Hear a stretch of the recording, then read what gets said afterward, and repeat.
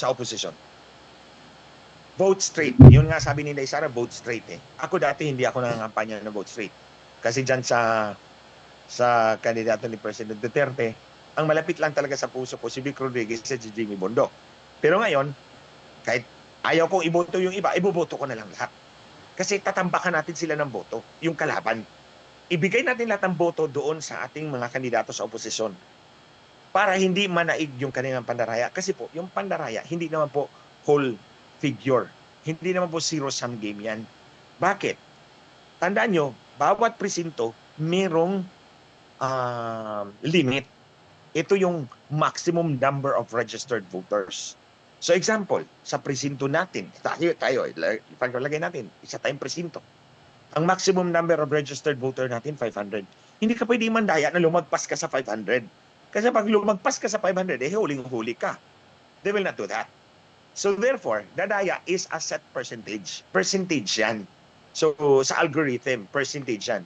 So kung pag binuhos mo lahat ng boto doon sa kabila, mahihirapan silang maglaro ng boto. Saan sila kukuha? Like for example, what happened to President Duterte?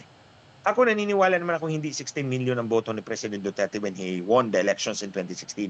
Mataas yun. Binawasan nila ng binawasan. At yung kabila naman, dinagdagan nila ng dinagdagan. Doon sila nag-boss. Kaya nga si Binay, naghahanap si Binay, nasaan na yung boto niya. Si Grace po, naghahanap, nasaan na yung boto niya. Yung pala, nilagay na doon kay Marojas. Para umangat, at yung kay President Duterte, binawasan. But eventually, hindi pa rin umubra. So kaya si Marcos Abinaya nila, pinanalo yung isa. So that's what happened. So kung gusto natin, ibuhos natin lahat ng boto natin sa opposition. Go out and get your family and friends to vote. Kung ako, dadalhin ko yung nanay, tatay ko, dadalhin ko yung mga kasambahay ko, boto tayo. Ito, isang botohan lang atin to. Ito, opposition tayo. To make it very difficult, near impossible for them to cheat. That's the first na pwede natin gawin. And I hope you will heed this advice. Go out, bring your people with you to vote, and vote straight for the opposition. Tambakan natin ang boto ang kalaban. Mahihirapan si George Garcia dyan. Pangalawa,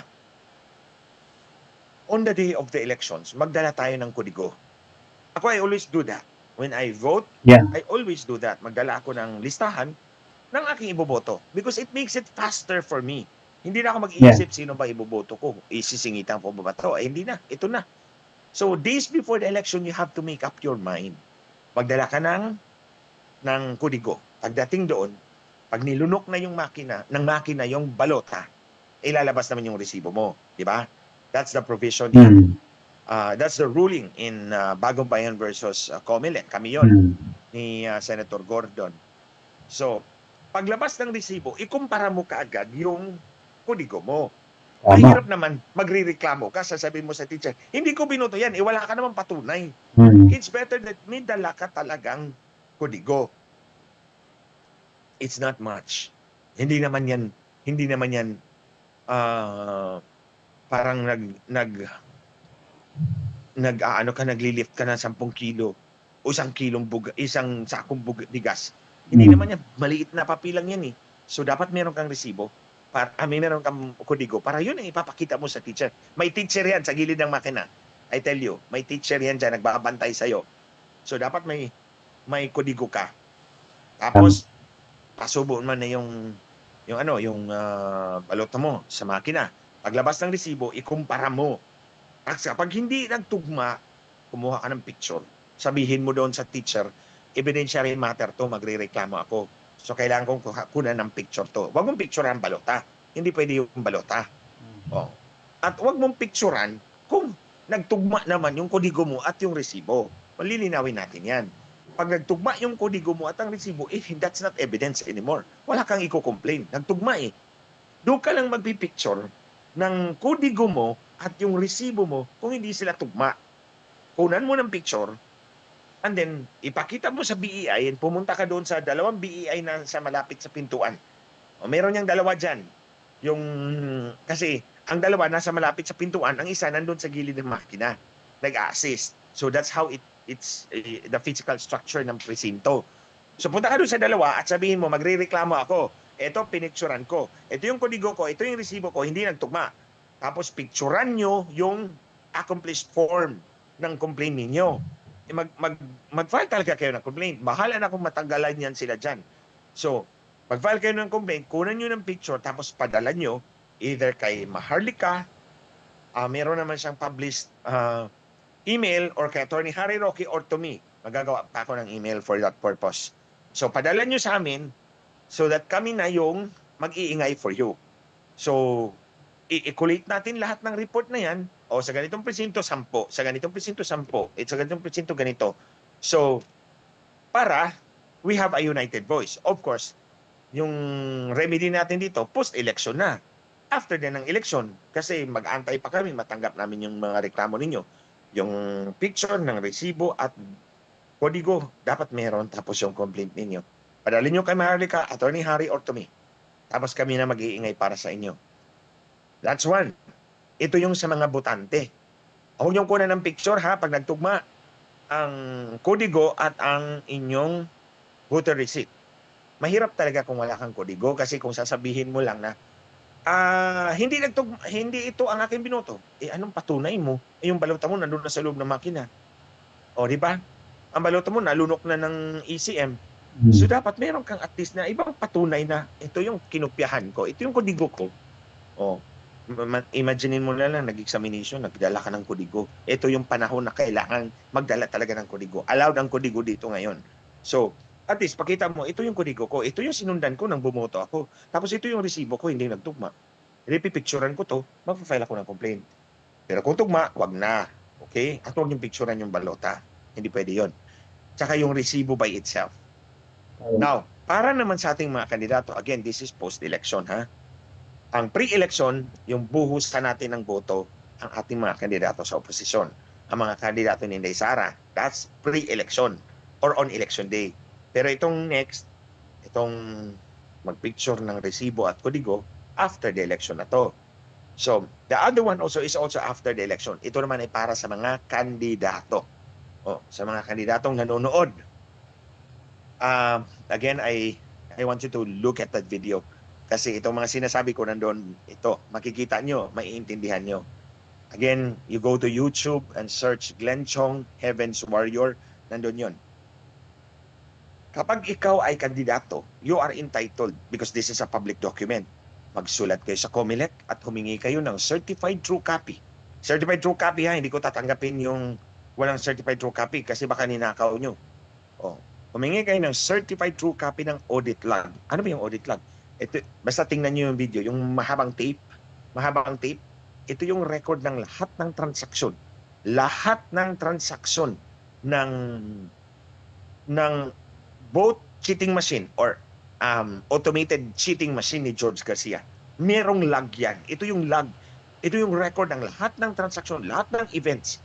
From switching on to initialization, to voting, andun yung balot ninyo, balot number 1, number 2, number 3, number 4, anong oras anong oras nilunok ng makina, nandyan yan, anong date, anong time.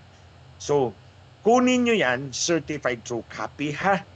And then, padala nyo rin kay Maharlika, Attorney Harry, or to me. And then, the other one, kailangan yung hingin, hindi lang yung makina sa presinto. Doon naman kayo sa munisipyo, may server doon. Ito yung Municipal Board of Canvassers. MBOC, Municipal Board of Canvassers Consolidation and Canvassing System. Ito yung laptop doon. May record din yan. Ang pangalan niyan, print log.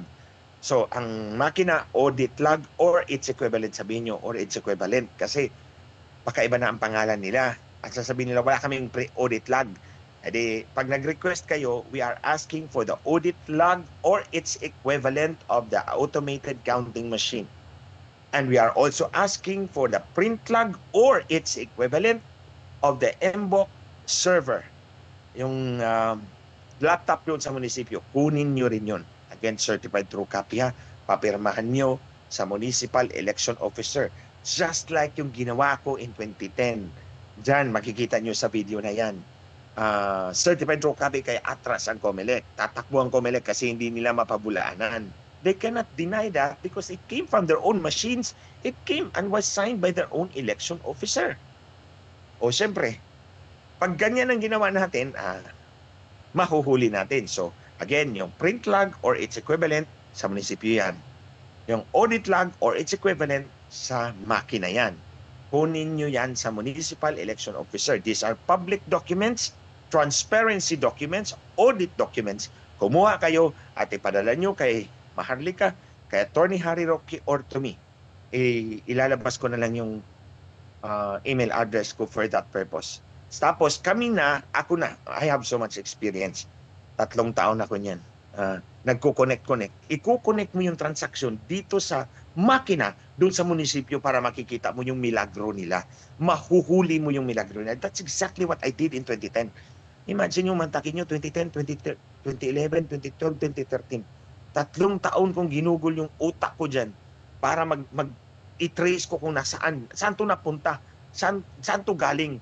O kaya ngayon, nahuli natin sila. And that's exactly what we're going to do. Na hulihin natin yung kanilang dayaan kasi hindi naman pwede natin sabihin, dinaya kami, wala tayong patunay. O tingnan nyo ako, hindi ako kayang kasuhan ni Smartmatic at ni Comelec. Si Smartmatic, yung mga nag-aakusa sa kanila sa Amerika, pinagkakasuhan nilang defamation. Pero hindi ako. Si Comelec, kinasuhan si Respicio, pero hindi ako. Kasi nga hindi ako kaya nitong mga gunggong na to, itong mga halimaw na to. Kasi may ebidensya tayo. That's exactly what I'm showing you now. Kasi kapag meron tayong ebidensya, nobody can destroy us. Because against the truth, there can be no defense. And there can be no offense. So, kunin na natin yan. Ating mga kandidato, tandaan nyo yan ha. Ilang beses ko na to inulit, 3 beses na. At ulit-ulitin ko to. Again, tapos na tayo sa buong sambayanan pre-election. Per voter on election day, and then mga kandidato on election day. And then we do that after the election, yung analysis. Pero ngayon, me too, merong mass action sa harap ng Comelec. Dami nilang binibigay. Dahil meron tayong igigiit sa kanilang demand. Yung QR code na nasa voter receipt, gusto nating verify. We have the app already. It's running. We can upload it and you can download it, ating mga voters, precinct watchers. This is the only time na may gamit na yung precinct watcher natin. Yung mga poll watchers natin sa precinct, this will be the only time na may gamit na sila when they have the app. Paglabas ng voter receipt, may QR code yan. Dati, ang sabi ng Comelec, pwede mong i-verify dun sa makina. May camera yan sa baba. Ilagay mo yung QR code sa camera at lalabas sa right side ng screen kung anong laman ng QR code. So, ikukumpara mo yan sa printed names doon sa resibo. Ang problem, tulad na ng sinabi ko sa inyo, yung digital signature. Pag malapit na yung eleksyon, tinanggal. Eto, tinanggal din paglapit ng eleksyon. Yung unang instruction na pwede mong i-verify October 30, 2024. By January 21, 2025, Resolution 11098. Yung isa, yung dati 11076. Binago nila yon 11098. Wala na, hindi mo na pwedeng i-verify ang QR code ng resibo mo. Ayun, ibig sabihin, dadayain talaga tayo. So, igigiit natin yan, beginning May 2, magkakaroon ng mass action dyan sa Comelec hanggang araw ng halalan. Huwag tayong bumitiw. Suportahan natin yung mga taong pupunta doon.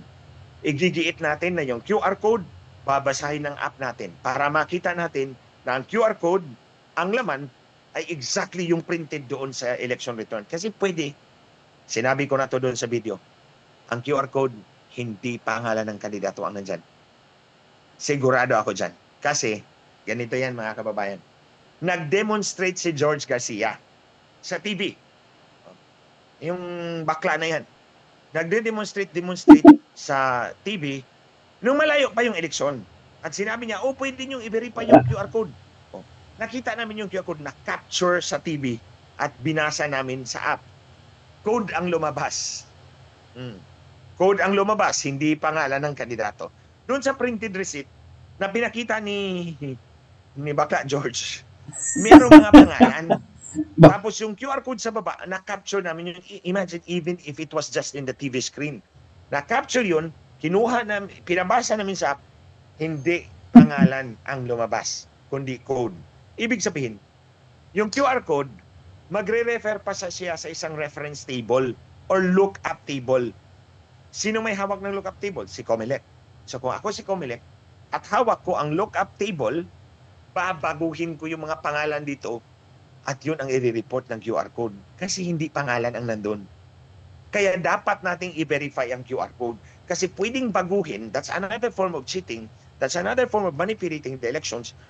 Babaguhin yung lookup table or reference table, yung arrangement. For example, si Attorney Vic Rodriguez, number 56.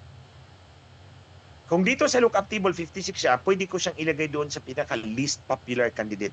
Sige, number 70. O si number 70, maraming galit dito. Walang buboto dito. O sige, si Vic, ilagay mo sa 70. Si 70, ilagay mo sa 56. E di syempre, ang nandun sa QR code, hindi na si Vic, kundi yung least popular candidate. Kasi binago nila sa lookup table without me and me knowing about it. So kaya, mahalaga na i-verify natin independently yung QR code, ang laman nun, using that app that we have. Yung pangalawa, bibilangin natin ang boto na as reported in the QR code. Yung app that we have na pwede namang gamitin ng mga poll watchers can read votes at a rate of 800 QR codes per hour. So, isang presinto, isang oras lang, verified na. And then, i-compare natin sa printed election return. In that way, hindi makakapandaya ang COMELEC, mga kababayan. Mahirap nilang dayain. Binerify namin, this is a two-step verification process. Ito yung ipaglalaban natin ngayon. Ito yung ipaglalaban ng mass action natin sa COMELEC beginning May 2. I-verify natin yung content ng QR code per voter receipt. So bawat resibo, i-verify natin kung tama ba, kung ang nasa loob ng QR code ay yun ang print doon sa ibabaw ng voter receipt. That's first. Pangalawa, bibilangin natin ang boto as printed in the QR code or contained in the QR code. So kung sinong nandun sa QR code, ayun, bibilangin natin at a rate of 1 hour per 800 voter receipt. So isang oras lang kailangan natin. Then, i-verify natin yung election return. Tama ba to? Pag may discrepancy, report natin, escalate natin. So that's the only way. Kapag meron yan, goodbye. Liliit ang mundong mapandayang mundo ni George Garcia. George Garcia's cheating world will shrink significantly kung magagawa natin yan. And we're ready with the app. Attorney Glenn, may tanong lang Yes, ako. Attorney No? Harry. Alam natin yung background ng Smartmatic. What do we know about Miro? And what do we know about the award of COMELEC to Miro and the role of politicians para yung sa pagpili sa Miro? Attorney Harry, mga kababayan, regardless of the company or the system, the one in actual control of the system is the COMELEC. So kung ano mang ididikta ng COMELEC, susunod sila. Because you see, the amount is almost 20 billion pesos. So yun ang sagot ko, Attorney Harry, mga kababayan. Regardless of whether it is Smartmatic or Miro, it does not matter. Regardless of whether it is vote cheating machine or automated cheating machine, it does not matter. Because the institution in control is so corrupted beyond redemption. Yan yung COMELEC. Dadayain at dadayain. At kung si Lisa Marcos ang amo ni George Garcia, with more reason, it amplifies the danger, the mortal peril all of us are in today. Pero Attorney Glenn Chong, so far, ang naging appointees ni Marcos are si Garcia as chairman, si Celis, at saka yung isang career sa COMELEC, no, as commissioner. So he has 3 appointees. No. Si Maceda, sa kanya yan. Maceda is also his appointee. So ilan na out of, ilan ba ho yung COMELEC? And how many now 7 are the Marcos appointees? 7. 7. So out of 5 na 7, sa kanya. 4 are 5 Marcos na sa kanya. appointees. Harry, I see. Attorney Harry, 5 na ang sa kanya. Ano na? 5 na. 3, si 5 George na. Garcia, si Celis, si Maceda, first batch. Then may 2 lately. Yung career officer Celis. ng Oo. So, ano yan? 5 na yung sa kanya. 2 na lang ang natira kay President Duterte na appointee. I see. Okay. Pero Attorney Harry, alam mo naman, ang bastonero dyan, ang conductor dyan, ang operator nga si George Garcia. Abogado ko yan, kilala ko yan. Kilala ko yan. Kilala ko yung kanyang mga galaw. Alam ko yung kanyang mga galaw. He's very subtle. He's very subtle. Pag gusto kanyang sirain, he will do it very subtly. Very subtle. Attorney Harry, mga kababayan, itong invitation niya sa European Union Election Mission. Itong magmo-monitor ng eleksyon natin. You know, gagamitin nila ang European Union to give their stamp of approval sa kanilang eleksyon na dadayain nila because alam nila nilang walang alam ang EU. So, ang ginagawa ko, Attorney Harry, actually kanina na-late ako because sinusulatan ko na si yung President ng European Commission, si Ursula von der Leyen, yung si Massimo, yung Ambassador ng EU to the Philippines, at yung head ng Parliament ng EU, to tell them, to put them at strong notice na ito yung gagawin ng COMELEC at gagamitin kayo unwittingly. Well, alam nyo, ang EU should actually be the first to espouse na mag-hybrid, no? Kasi majority of the European countries are shifting back to hybrid, no? Na manual counting and then automated canvassing, no? I think most of the countries that reverted back to hybrid are EU, no? So dapat siguro maging familiar yung ating mga viewers sa mga jurisprudence, no? Ano ba yung mga bansa na bumalik na sa hybrid, no? Ang alam ko, Netherlands and Germany have gone back to hybrid, no? At saka sino pa? I think Ireland also. I don't know if it's Ireland, no? And Ireland. Yes.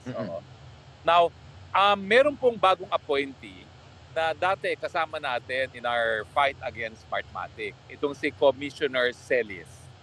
Yes, Nelson. How confident are you that with taga-Senpeg po kasi yan, no? And when we were first initially up against Smartmatic, kasama natin yung Senpeg, no?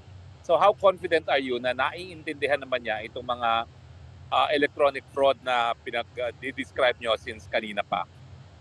Attorney Harry, I have worked closely with Commissioner Nelson Celis. He's a very good friend, pero hindi ko na siya kinakausap mula nung in-appoint siya. Because alam mo naman si Madam Wakwak, si Lisa Tanas. Pag nalaman niyang kinakausap ko si Commissioner Celis, baka ipapatanggal niya.